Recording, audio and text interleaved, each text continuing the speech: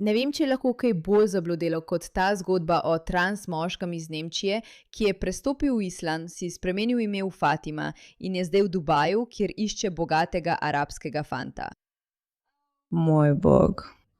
Bog nas vse obvaruj. Pravzaprav zdaj vedno bolj pride do izraza, ker sonce preprosto deluje drugače in ni več toliko sonca od zgoraj. Očitno nimam pojma, kaj on ali ona govori ali karkoli že v tem trenutku, v resnici ne razumem. Sploh ne morem ugotoviti, ali je to šala. Zdi se mi, da mora biti to šala, ker ne moreš resno misliti, da boš našla bogatega arabskega fanta. Koda? Moj bog, pozabi na to, da si trans. Resno, samo za trenutek pozabi na to. Ne bo šlo, draga, preprosto ne bo šlo.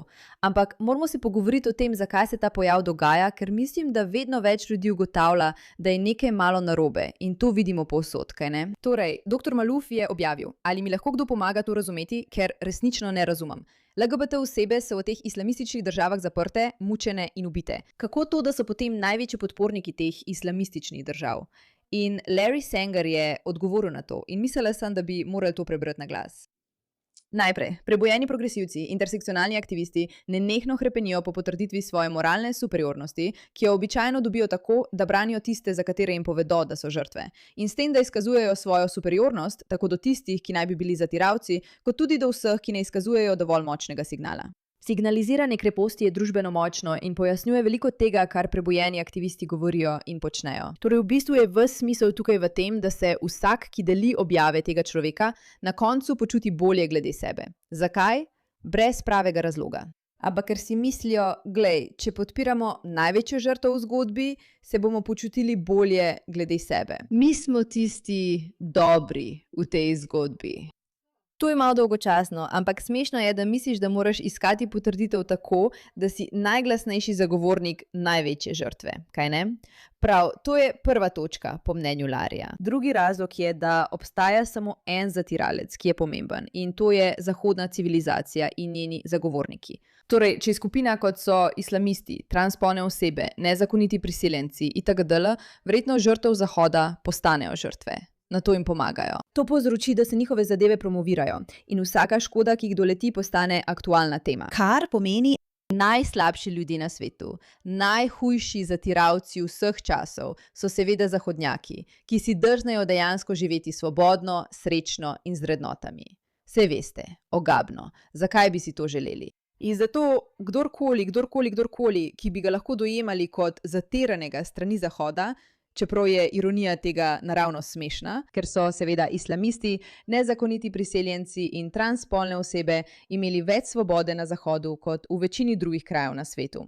Ampak nikogar to ne zanima. Če je Zahod problem, ga bodo vsi sovražili. In tretji razlog je, da so edine žrtve, ki štejejo, tiste, ki jih je mogoče braniti in s tem pomagati uničiti zahodno civilizacijo, ali tiste njene dele, ki stojijo na poti socialistični, egalitarni, woke utopiji. Ta celotna utopična ideja je smešna, vendar je to ideja, ki se vedno bolj uresničuje. In spoznanje, da če odstraniš en problem, ustvariš drugega, ni ljudem prijetna misel. Zato se želijo pretvarjati, da bi bilo lahko na koncu vse popolnoma v redu, če bi le sprejeli resnico o tem, da bo utopija nekoč prišla.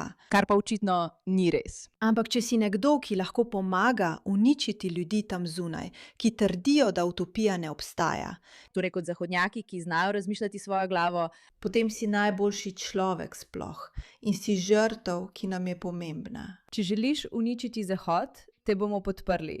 Tudi če to pomeni, da bomo popolnoma neumni in smešni. Muslimani lahko oslabijo zahodne civilizacije s povečanjem kriminala, vključno s tolpami posiljevalcev. Očitno to berem.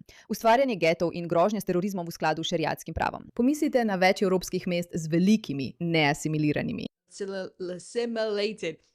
islamističnimi skupnostmi. Transgibanje se lahko uporabi kot grobo orožje za indoktrinacijo otrok v radosti LGBTQ in kot način za razdelitev krščanskih denominacij. Nezakonite priseljence se lahko uporabi za zaščito nasilnih tolp, zvišanje stroškov stanovanj in splošno povečanje odtujenosti v družbi. Tako imamo zatočiščna mesta.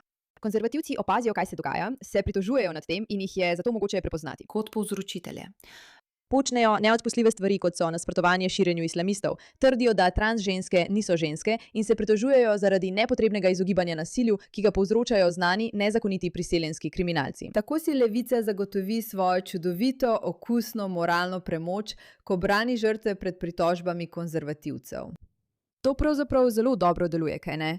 Kar se tiče LGBTQ oseb ali žensk, ki so žrtve islamistov in muslimanskih družb, levičarjem tega nihče ni povedal, zato tudi ne verjamejo, da so.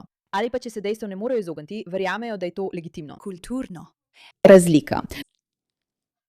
In ne samo, da so moralni relativisti, njihova zavezanost moralnemu relativizmu postane osrednja za njihovo moralno samopodobo, ko razmišljajo o tem, da je namen braniti žrtve kot zgodovinsko marginalizirane skupine in se boriti proti zgodovinskim zatiravcem. Vsak namig, da gre za resen problem, je nestrpno in žaljivo nasprotovanje velikega zatiravca zahodne civilizacije, ki je vir vseh največjih težav na svetu. In moram vam povedati, priznam vsem vam, da sem nestrpna in žaljiva vsiljevalka velikega zatiranja, torej zahodnih vrednot. Ker mislim, da če ti nekdo reče, da te želi vreči iz strehe, draga, mu moraš verjeti. In ko celotna doktrina nekoga pravi, da mislijo, da si slaba oseba, jim moraš verjeti. In če narediš kakršnokoli raziskavo o tem, kaj šeriatsko pravo meni o ženskah, kaj šele o transspolnih ženskah, boš zelo hitro ugotovila, da to ne bo šlo. Ampak vem, da se zaradi tega počutiš nekoliko manj moralno nadrejeno. Zaradi tega se počutiš nekoliko neustrezno in nočemo prizadeti tvojih čustev. Kaj ne, draga? Ne. Kar nadaljuj. Pojdi v Dubaj. Sporoči mi, če najdeš čudovitega, usupljivega moškega, ki bi želel podpirati nekoga kot si ti, namesto da bi izbral resnično usupljive arabske ženske, ki tam živijo in umirajo. Taylor Lu, hvala za tvojo pozornost glede te zadeve.